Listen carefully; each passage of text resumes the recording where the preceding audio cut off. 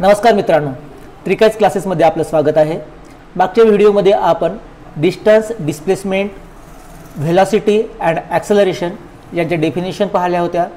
त्याचप्रमाणे uniform and non uniform motion, uniform velocity आणि uniform acceleration यांच्याबद्दल सुद्धा माहिती घेतली होती। तर या व्हिडिओमध्ये आपण uniform motion, non uniform motion, uniform velocity आणि युनिफॉर्म ॲक्सेलरेशनचे ग्राफ पाहणार आहोत। त्याचसोबत न्यूटनने सांगितलेले इक्वेशन्स ऑफ मोशन पण पाहणार आहोत आणि ते सॉल्व करून घेणार आहोत। तर चला व्हिडिओला स्टार्ट करू। Distance time graph for uniform motion आपल्यासमोर दाखवलेला आहे। ठीक आहे, अगोदर हा टेबल बघा। या टेबलमध्ये जो पहिला कॉलम आहे तो पहिला कॉलम आहे टाइमचा आणि दुसरा जो कॉलम आहे तो डिस्टन्स इन मीटरचा। ठीक आहे, यामध्ये टाइममध्ये सेकंडमध्ये दिलेला आहे 0, 10, 20, 30, 40, 50, 60 म्हणजे 0 पासून स्टार्ट होत आहे आणि 60 पर्यंत टाइम दिलेला आहे। आणि यानंतर मीटर जे डिस्टन्स आहे ते डिस्टन्स 0 मीटर पासून चालू होत आहे आणि 90 मीटर पर्यंत येत आहे। ठीक आहे, तर या टाइम मधला आपण टाइम ड्युरेशन पाहू। बघा 0 to 10 या दरम्यान 10 सेकंदचं टाइम ड्युरेशन आहे। 20 to 10 म्हणजे काय करावं लागेल, 20 - 10 = 10, 30 - 20 = 10, 40 - 30 = 10, 50 - 40 = 10 and 60 - 50 = 10। ठीक आहे, म्हणजे प्रत्येक दोन स्टेशन मधला जो टाइम ड्युरेशन आहे तो 10 सेकंदचा आहे। आता यानंतर आपण डिस्टन्स पाहू। 0 पासून स्टार्ट होत आहे, 0 to 15 मधलं पहिलं ड्युरेशन 15चं आहे। नंतरचं ड्युरेशन काढण्यासाठी आपण 30 - 15 = 15 मीटर, 45 - 30 = 15 मीटर जसं आपण पाहत गेलो फिगरच्या दरम्यान जे डिस्टन्सचा डिफरन्स येत आहे तो 15 मीटरचा आहे। म्हणजे या ठिकाणी काय होत आहे, इक्वल टाइम मध्ये इक्वल डिस्टन्स ट्रॅव्हल होत आहे। ठीक आहे, मग आपण अगोदर डेफिनेशन घेतली, if an object cover equal distance in equal time then the object said to be in uniform motion. ठीक आहे, म्हणजे जर सारख्या वेळेमध्ये जर सारखं अंतर कापलं तर ते ऑब्जेक्ट युनिफॉर्म मोशन मध्ये आहे असं आपण म्हणतो। बरोबर आहे। तर या ठिकाणी हे जे आपण फिगर घेतलेले आहे ते फिगर कशाचे आहेत, युनिफॉर्म मोशनच्या फिगर्स आहेत। ठीक आहे, आता याच्यावरून आपण काय काढणार आहोत, याचा ग्राफ काढणार आहोत। ग्राफ तुमच्या समोर दिसत आहे। जे टाइम आहे टाइम एक्स ॲक्सिस वर घेतलेले आहे आणि डिस्टन्स इन मीटर जे आहे ते आपण वाय ॲक्सिस वर घेतलेले आहे। आणि आपण हा जो ग्राफ काढलेला आहे जो तुम्हाला रेड लाईन मध्ये दिसत आहे तो बघा 10 टाइमसाठी या ठिकाणी पॉइंट आलेला आहे। ठीक आहे, 20 सेकंद मध्ये डिस्टन्स जे ट्रॅव्हल केलेला आहे ते किती आहे, 30 मीटर, त्याच्यामुळे तो पॉइंट इथे आलेला आहे। याप्रमाणे जर आपण ग्राफ प्लॉट केला तर तुम्हाला हा ग्राफ स्ट्रेट लाईन दिसेल। ठीक आहे, आता दुसरं खाली एक वेगळा टेबल आहे, याच्यामधलं आपण टाइम ड्युरेशन पाहू। 10 - 0 = 10, 20 - 10 = 10 म्हणजे हा टाइम ड्युरेशन इक्वल आहे, म्हणजे प्रत्येक ठिकाणी 10 सेकंदचा डिफरन्स होऊन राहिला। आता या मीटर मधला डिफरन्स बघू आपण। अगोदर 15 मीटरचा आहे, त्याच्यानंतर 25 - 15 = 10। ठीक आहे, 40 - 25 = 15, 14 याप्रमाणे। म्हणजे टाइम तर इक्वल आहे पण इक्वल टाइम मध्ये ट्रॅव्हल केलेलं जे डिस्टन्स आहे ते अनइक्वल आहे। ठीक आहे, जर एखादा ऑब्जेक्ट इक्वल टाइम मध्ये अनइक्वल डिस्टन्स ट्रॅव्हल करत असेल तर त्याला नॉन युनिफॉर्म मोशन असं म्हणू शकतो। ठीक आहे, तर मग आता आपण ग्राफ पाहू। हा जो रेड लाईन मधला जो ग्राफ आहे तो युनिफॉर्म मोशनचा ग्राफ आहे आणि हा जो ग्रीन लाईन मधला जो ग्राफ आहे तो नॉन युनिफॉर्म मोशनचा ग्राफ आहे। याच्यावरून एक गोष्ट क्लिअर झाली मित्रांनो, ती गोष्ट कोणती आहे, जर युनिफॉर्म मोशन असेल आणि तेव्हा जर आपल्याला ग्राफ काढायचा असेल तर डिस्टन्स टाइम जो ग्राफ आहे तो डिस्टन्स टाइम ग्राफ हा लिनियर असतो, म्हणजे स्ट्रेट लाईन असतो। केव्हा, जेव्हा मोशन युनिफॉर्म असते आणि जेव्हा मोशन नॉन युनिफॉर्म असते तेव्हा डिस्टन्स टाइम ग्राफ हा लिनियर नसतो, म्हणजे नॉन लिनियर असतो। पुस्तकात दिलेलं एक एक्झाम्पल घेऊ। A train is moving with a uniform velocity of 60 km/h for 5 hours. The velocity time graph for this uniform motion is shown above. ठीक आहे, आणि त्याच्यानंतर त्यांनी प्रश्न विचारलेला आहे, with the help of graph how will you determine the distance covered by the train between 2 and 4 hours. And second question is relation between area of quadrangle and the distance covered by the train between 2 and 4 hours. ठीक आहे, मग तुम्हाला काय सांगितलं आहे की एक train आहे जे की 60 km/h या व्हेलॉसिटीने ट्रॅव्हल करत आहे 5 तासासाठी आणि व्हेलॉसिटी टाइम ग्राफ तुमच्या फिगर मध्ये दाखवलेला आहे। ठीक आहे, त्याच्यावरून तुम्हाला काही प्रश्न विचारलेले आहे। 2 ते 4 तासाच्या दरम्यान त्या ट्रेननी कव्हर केलेला डिस्टन्स तुम्हाला काढायचा आहे. आणि दुसरा प्रश्न आहे की हा जो एरिया बनत आहे क्वाड्रँगलचा, तो क्वाड्रँगलचा एरिया आणि डिस्टन्स याच्यामध्ये काही संबंध आहे का, असं त्यांनी विचारलेलं आहे. ठीक आहे, आता आपण त्याला एक्सप्लेन करू. मग पहिला प्रश्न काय आहे, with the help of graph how will you determine the distance covered by the train between 2 and 4 hours. म्हणजेच 2 ते 4 तासाच्या दरम्यान तुम्ही या ग्राफची मदत घेऊन डिस्टन्स कसं काय काढाल. ठीक आहे, तर मग याचं उत्तर आपण देऊ. बघा, मग आपल्याकडे डिस्टन्स काढण्यासाठी फॉर्म्युला आहे, distance equal to velocity multiplied by time. बरोबर आहे. मग या ग्राफचा वापर करून आपण टाइम काढू शकतो. टाइम कसा आहे, 2 to 4च्या दरम्यान आहे, म्हणजेच 4 - 2 = 2 hours. ठीक आहे, म्हणजे आपल्याकडे टाइम मिळालेला आहे 2 hour. आपल्याला काय करायचं आहे, डिस्प्लेसमेंट काढायचं आहे आणि व्हेलॉसिटी ऑलरेडी दिलेली आहे. बरोबर आहे. आता सांगितलं की फॉर्म्युला काय डिस्टन्स काढण्याचा, S equal to velocity into time. तर व्हेलॉसिटीच्या ठिकाणी व्हेलॉसिटी टाकू 60 किलोमीटर आणि टाइमच्या ठिकाणी 2. याचं जर मल्टिप्लिकेशन केलं तर आपल्यासमोर आपल्याला उत्तर येत आहे 120 किलोमीटर. बरोबर आहे. म्हणजेच डिस्प्लेसमेंट इक्वल टू 120 किलोमीटर. याचा अर्थ झाला की त्या ट्रेननी ट्रॅव्हल केलेलं डिस्टन्स आहे 120 किलोमीटर. बरोबर आहे. आता हे झालं. दुसरा प्रश्न काय सांगत आहे, या क्वाड्रँगलचा एरिया आणि निघालेले हे जे डिस्टन्स आहे ते डिस्टन्स मध्ये कोणतं रिलेशन आहे. ठीक आहे, ते रिलेशन बघू. तर ते रिलेशन बघण्याच्या अगोदर आपण या क्वाड्रँगलचा एरिया पाहू. तुम्हाला माहितच आहे की हा जो क्वाड्रँगल आहे तो क्वाड्रँगल रेक्टँग्युलर शेपचा आहे, त्याच्यामुळे एरिया ऑफ रेक्टँगल तुम्हाला माहित आहे सूत्र लेंथ इंटू ब्रीथ. ठीक आहे, लेंथ आपण ही घेणार आहोत, ही म्हणजे व्हेलॉसिटी जी आहे ती आपण लेंथ घेणार आहोत. तर लेंथ इक्वल टू 60 आणि ब्रीथ इक्वल टू जो टाइम आहे तो ब्रीथ घेणार आहोत. Breadth equal to 2. यांचं मल्टिप्लिकेशन केल्याच्या नंतर तुम्हाला आन्सर मिळत आहे 120 युनिट स्क्वेअर. ठीक आहे, तर मग त्या ट्रेननी ट्रॅव्हल केलेलं डिस्टन्स आपण फॉर्म्युल्यानं काढलं तर 120 किलोमीटर निघत आहे आणि एरिया ऑफ द रेक्टँगुलर जर काढलं त्याचं उत्तर सुद्धा 120 येत आहे. याचा अर्थ असा होत आहे की area of quadrangle equal to distance covered by the train. म्हणजेच आपण या क्वाड्रँगलचा एरिया काढून ट्रेननी पार केलेलं अंतर काढू शकतो. आता सॉल्व्ह केलेलं जे प्रॉब्लेम आहे ते कशा प्रकारे सॉल्व्ह केलं हे जर बघायचं असेल तर हे बघून घ्या आणि तुम्ही ते तुमच्या बुकमध्ये नोट डाऊन करू शकता. ठीक आहे, बघा व्हेलॉसिटी, याच्या अगोदर आपण व्हेलॉसिटीचा फॉर्म्युला घेतला होता, velocity equal to displacement divided by time. ठीक आहे, ज्या अर्थी मोशन हे लिनियर आहे त्या अर्थी डिस्प्लेसमेंट इक्वल टू डिस्टन्स, म्हणून आपण काय घेतलं व्हेलॉसिटी इक्वल टू डिस्प्लेसमेंटच्या ऐवजी डिस्टन्स लिहिलं, डिस्टन्स डिवाइडेड बाय टाइम. ठीक आहे, त्याच्यानंतर हे फॉर्म्युला काढला डिस्टन्सचा, डिस्टन्स इक्वल टू हे जे टाइम आहे टाइमला इकडे घेऊन गेलो म्हणजे distance equal to time into velocity. ठीक आहे, तर व्हॅल्यू पुटअप केल्या 60 × 2 therefore distance cover equal to 120 kilometre. त्याच्यानंतर एरिया ऑफ आपण क्वाड्रँगल काढला. बरोबर आहे.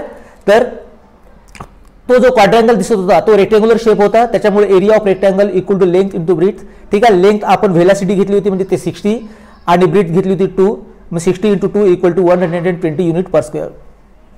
ठीक आहे, आता आपण बघू velocity time graph for uniform acceleration. हा टेबल आहे, या टेबलमध्ये टाइम इन सेकंड आणि velocity in metre per second दिलेला आहे. बघा टाइम 0, 5, 10, 15, 20 म्हणजे कॉन्स्टंटली चेंज होत आहे. बरोबर आहे. दोन स्टेशनमध्ये जो टाइम आहे तो टाइम ड्युरेशन आहे 10 - 5 = 5. ठीक आहे, 15 - 10 = 5, 20 - 15 = 5. नंतर velocity in metre per second बघू 0, 8, 16, 24, 32, 40, 48 म्हणजे या ठिकाणी जी आहे ती व्हेलॉसिटी कंटिन्युअसली चेंज होत आहे. ठीक आहे, आपल्याला माहितच आहे या अगोदर आपण डेफिनेशन घेतलेली आहे, चेंज इन व्हेलॉसिटी म्हणजेच ऍक्सेलरेशन.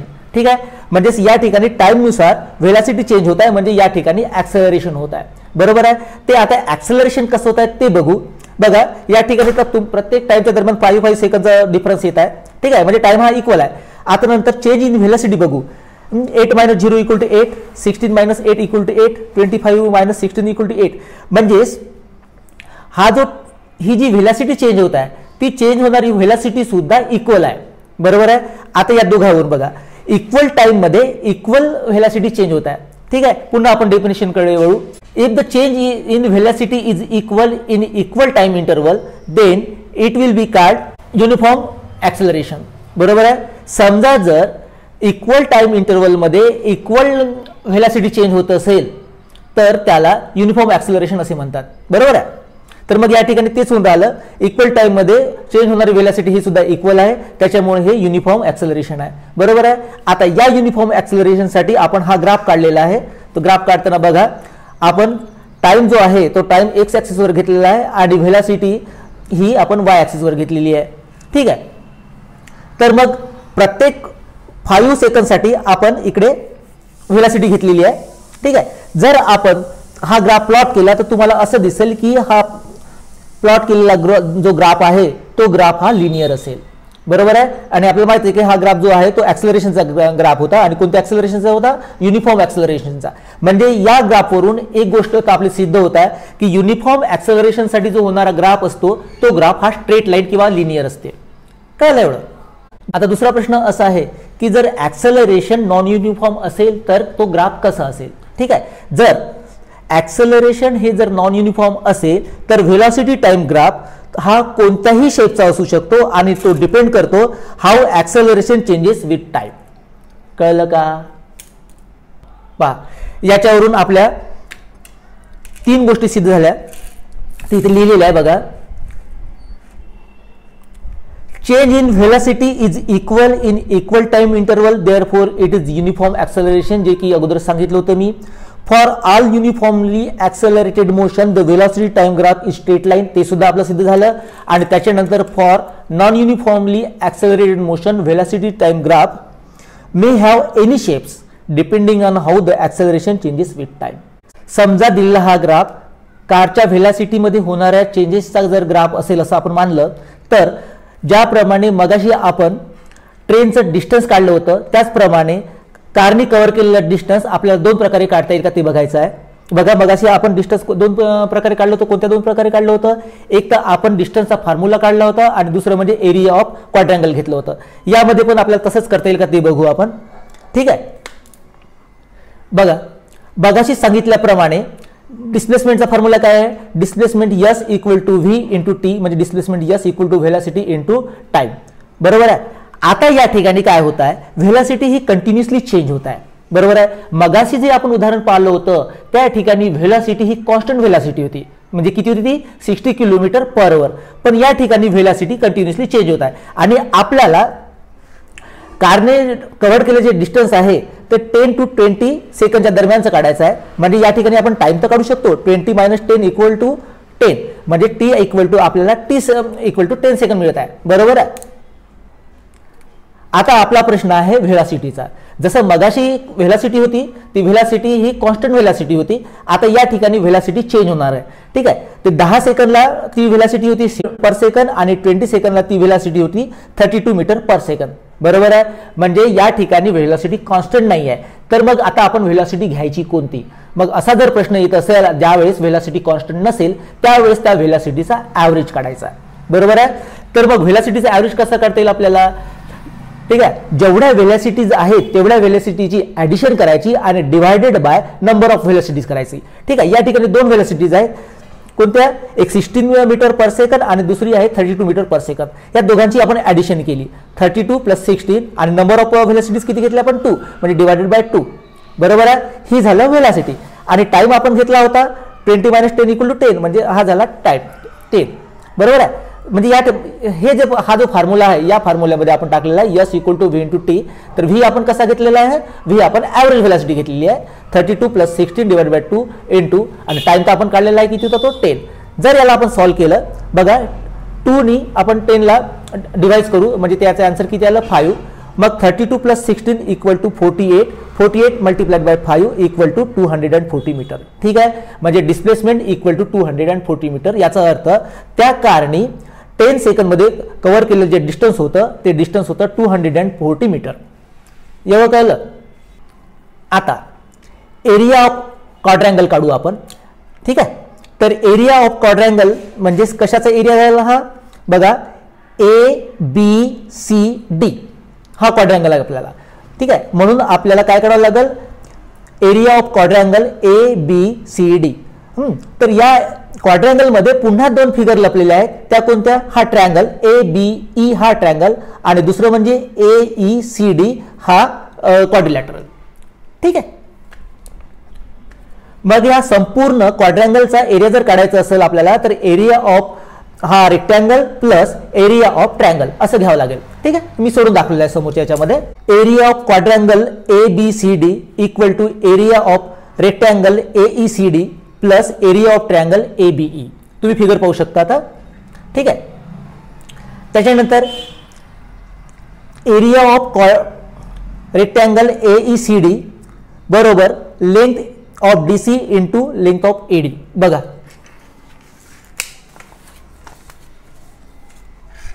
इथेच सोडून दाखवतो. ठीक आहे.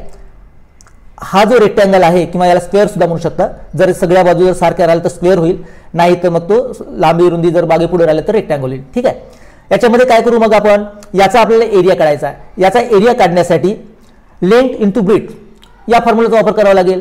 तर समजा जर ही आपण लेंथ पकडली म्हणजे ती किती झाली 16 बरोबर आहे, आणि ब्रीथ किती झाली इथून इथपर्यंत 10 म्हणजे 10 पासून तर 20 पर्यंत म्हणजे काय 20 - 10 म्हणजे 10.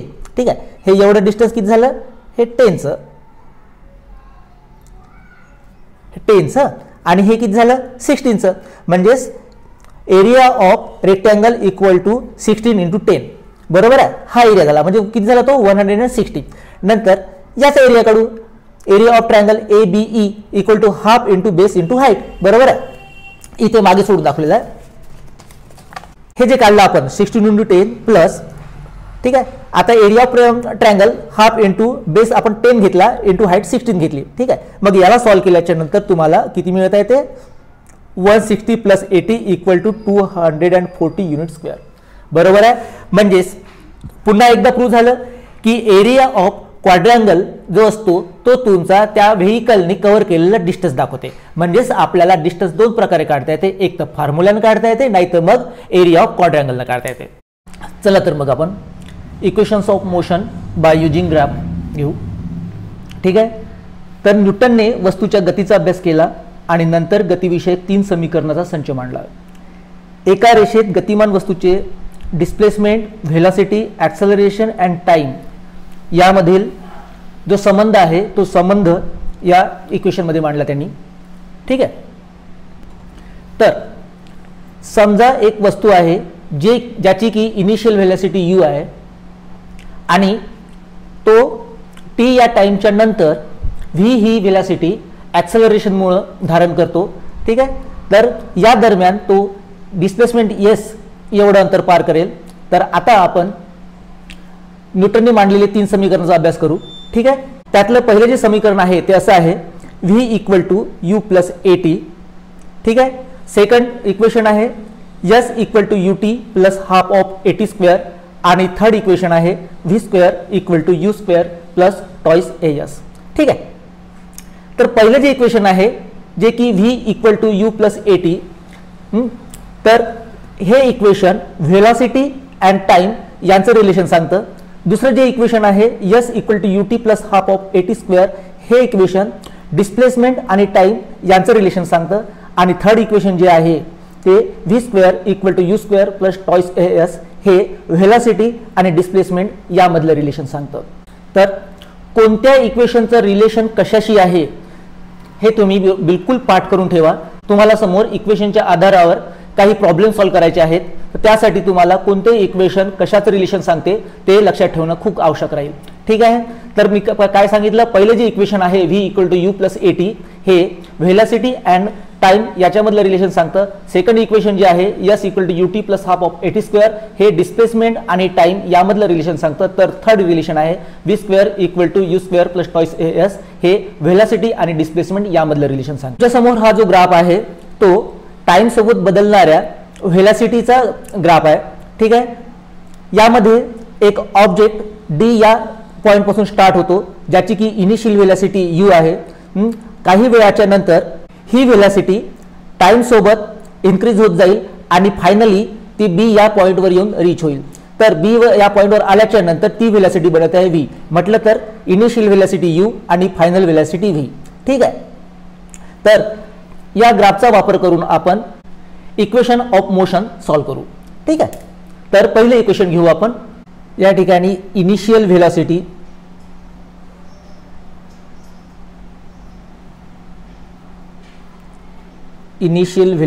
u आहे. तर initial velocity u equal to OD. ठीक आहे, नंतर final velocity v equal to OC. दिसतंय. नंतर final velocity v equal to OC.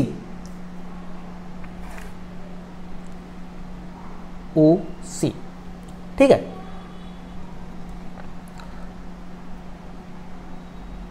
Time t equal to, figure पहा काय, हा जो टाइम t आहे तो t इक्वल टू OA.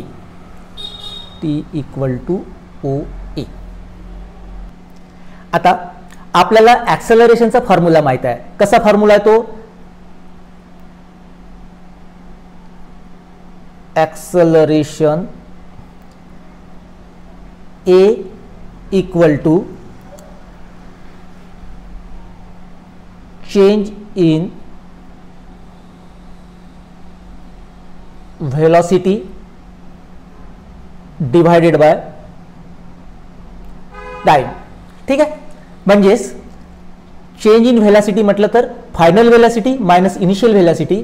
तर आपण फायनल व्हेलॉसिटीसाठी v घेतला आणि इनिशियल व्हेलॉसिटीसाठी u घेतला, म्हणून v minus u divided by time साठी आपण t घेतला होता t.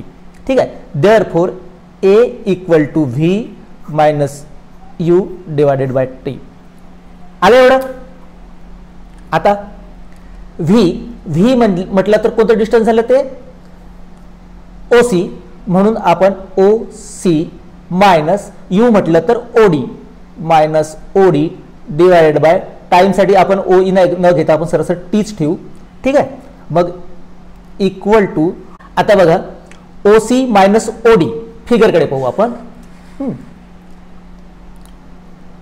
OC म्हटलं तर एवढं डिस्टन्स, OD म्हटलं तर एवढा डिस्टन्स. मग शिल्लक काय राहिलं? एवढ्या डिस्टन्स मधून समजा जर एवढं डिस्टन्स जर मायनस केलं तर काय राहिलं आपल्याकडे? एवढं डिस्टन्स राहिलं, म्हणजे CD राहिलं. तर OC minus OD equal to CD divided by T. Therefore A equal to CD by T. Therefore CD equal to A into T. ठीक आहे, या इक्वेशनला आपण नंबर 1 देऊ. आता फिगर कडे पहा. ठीक आहे, आपण एक काम करू, या y ऍक्सिसला पॅरलल लाईन आपण BE काढू. ठीक आहे, आणि x ऍक्सिसला पॅरलल लाईन आपण DA काढू. ठीक आहे, आता ही लाईन आणि ही लाईन पॅरलल काढल्याच्या नंतर आपल्या समोर हा एक पॅरललोग्राम तयार होईल. ठीक आहे, म्हणजे कोणता? BCOE. हा पॅरललोग्राम तयार झाला. तर तुम्हाला माहितच आहे की पॅरललोग्रामच्या समोरासमोरच्या साइड्स इक्वल राहतात. म्हणजेच या ठिकाणी जर आपण पाहतो म्हटलं तर BE एवढा डिस्टन्स इक्वल टू CO एवढा डिस्टन्स होईल. म्हणजेच काय होईल? उलट घेऊ आपण, OC इक्वल टू BE.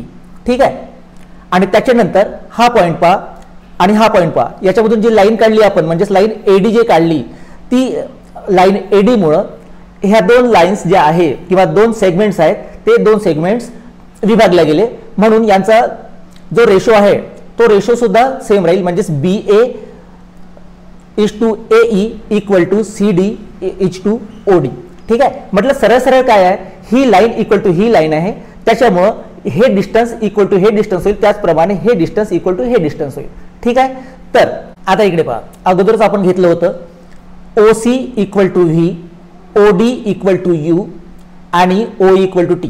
ठीक आहे, तर या ठिकाणी आपण व्हॅल्यू पुटअप करू. OC इक्वल टू काय होत आहे, तो OC इक्वल टू V होता है, म्हणून V च्या ठिकाणी V टाकला. OD इक्वल टू U आणि CD ला जसंच्या तसंच ठेवू. ठीक आहे, मग आपण या ठिकाणी व्हॅल्यू पुटअप करू. OC तुम्हाला माहितीच आहे, ओसी इक्वल टू अगोदरच आपण व्ही घेतला होता. मग व्हॅल्यू पुट अप केल्याच्या नंतर आपल्याला काय मिळालं, V equal to U plus CD. ठीक आहे, तर याच्या अगोदरच आपण पहिल्या इक्वेशन मध्ये सीडी ची व्हॅल्यू काढली होती. सीडी ची व्हॅल्यू किती होती, ती 80. सीडी इक्वल टू 80 हे अगोदरच काढलेलं आहे आपण, म्हणून आपण पुन्हा हे करू, V equal to U plus CD म्हणजेच काय होईल, 80. ठीक, मग हे झालं तुमचं first equation of motion. This is the first equation of. आता आपण सेकंड इक्वेशन ऑफ मोशन घेऊ, जे की डिस्प्लेसमेंट आणि टाइम यामधील संबंध दाखवते. ठीक आहे, तर आता फिगर पहा. याच्या अगोदर तुम्हाला सांगितलं होतं की ग्राफ मधल्या क्वाड्रँगलचं जर आपण एरिया काढला तर तो एरिया आपल्याला डिस्टन्स दाखवते. ठीक आहे, मग आपल्याला ज्या अर्थी डिस्प्लेसमेंट आणि टाइम यामध्ये संबंध दाखवायचा आहे, तेव्हा आपल्याला याचं काय करावं लागेल, डिस्प्लेसमेंट करावं लागेल, जे की आपण अगोदरच्या एका याच्यामध्ये काढलेलं आहे. ठीक आहे, तर मग त्याच ग्राफिकल मेथडनं आपण हे इक्वेशन सॉल्व्ह करू. बघा, जसं मगाशी सांगितलं होतं की हे जे डिस्प्लेसमेंट आहे, डिस्प्लेसमेंट म्हणजे एरिया ऑफ धिस क्वाड्रँगल. ठीक आहे, therefore area of quadrangle DOEB हा क्वाड्रँगल असा होता असा. ठीक आहे, तर मग काय होईल, area of quadrangle DOEB equal to area of rectangle DAEO plus area of triangle ABD असं घ्यावं लागेल आपल्याला. ठीक आहे ना, याच्या अगोदर आपण गणित घेतलेलं आहे. Therefore displacement S equal to area of quadrangle DOEB. ठीक आहे, तर एरिया ऑफ क्वाड्रँगल DOEB मध्ये दोन फिगर आहेत, ते कोणते, area of rectangle DOEA plus area of triangle ABD. तर रेक्टँगलच्या एरियाचा फॉर्म्युला काय आहे, लेंथ इंटू ब्रीथ. तर या ठिकाणी ही लेंथ घेऊ आणि ही ब्रीथ घेऊ. ठीक आहे, म्हणजे लेंथ काय होईल, OE multiplied by OD equal to OE multiplied by OD. ठीक आहे, हा झाला एरिया ऑफ रेक्टँगल प्लस आता एरिया ऑफ ट्रायंगलचा फॉर्म्युला काय आहे, half of base into height. ठीक आहे, तर या ठिकाणी बघा, हा ट्रायंगल आहे, हा ट्रायंगलची आपण हा जर बेस पकडला तर हा बेस काय होईल, AD बेस होईल. ठीक आहे, आणि ही हाईट होईल. तर मग आपण काय करू, half of AD into AB. आता या फिगर मध्ये पहा, OE equal to T and OD equal to U. ठीक आहे, व्हॅल्यू पुट अप करू, OE equal to T multiplied by OD equal to U. ठीक आहे, प्लस हाफ ऑफ, पुन्हा एकदा फिगर पहा, AD is once again time and AB equal to UV parallel आहे एकमेका समोर. ठीक आहे, व्हॅल्यू पुट अप करू, तर AD equal to T and AB दिसत आहे, AB इक्वल टू CD. हा, तर AB equal to CD into CD. पुन्हा आता TU च्या ऐवजी आपण UT घेऊ, प्लस हाफ ऑफ T आणि अगोदरच तुम्हाला सांगितलं होतं, जे पहिल्या इक्वेशन मध्ये केलं होतं, CD इक्वल टू 80. मग पुन्हा याला सॉल्व्ह करू आपण, UT plus half of A आणि T मल्टिप्लाइड बाय T म्हणजे T चा स्क्वेअर. हे झालं तुमचं सेकंड इक्वेशन ऑफ मोशन. ठीक आहे, म्हणजेच या ठिकाणी S घेतला होता आपण, S इक्वल टू, तर S equal to UT plus half of AT square is the second equation of motion. ठीक आहे, आता आपण थर्ड इक्वेशन ऑफ मोशन घेऊ, जे की डिस्प्लेसमेंट आणि व्हेलॉसिटीचा संबंध दाखवते.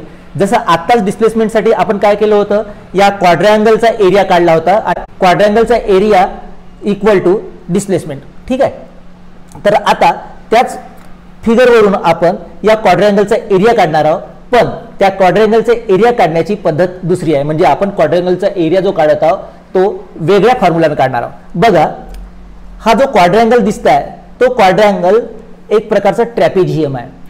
या ट्रॅपेझियम मध्ये पॅरलल साइड्स कोणत्या आहेत? BE parallel to OD. ठीक आहे. आणि परपेंडिक्युलर डिस्टन्स कोणतं होईल? एक ते ओई होईल किंवा तुमचं एडी होईल. दोनपैकी कोणते एक डिस्टन्स घेऊ शकता तुम्ही परपेंडिक्युलर. ठीक आहे. तर मग आता आपण इक्वेशन मध्ये या व्हॅल्यू पुटअप करून टाकू. Equal to half into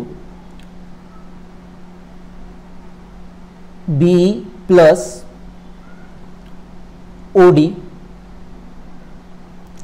multiplied by perpendicular distance O E. ठीक आहे. इक्वल टू एवढं झालं. आता जसं आपण बीई घेतलं तर बीई म्हणजेच तुमचं ओसी झालं, एकमेकांसमोर पॅरलल आहे म्हणून.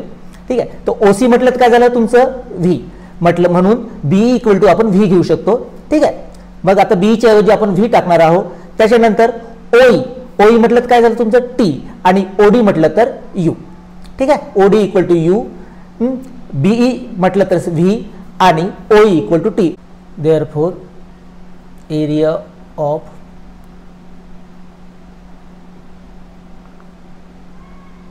Trapezium S equal to value put up करून टाकू आपण आता. ठीक आहे. आपल्यासमोर कोणतं इक्वेशन होतं? Half into BE plus OD into OE equal to half into B म्हटलं तर व्ही प्लस ओडी म्हटलं तर यू इंटू ओई म्हटलं तर टी. मग इक्वेशन पुन्हा सॉल्व करू. Half of V plus U into T S equal to. ठीक आहे.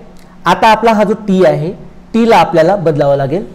तर आपल्यासमोर अगोदर एक इक्वेशन होतं ॲक्सेलरेशनचं, A equal to V minus U divided by T. Since घेतलं हे. ठीक आहे.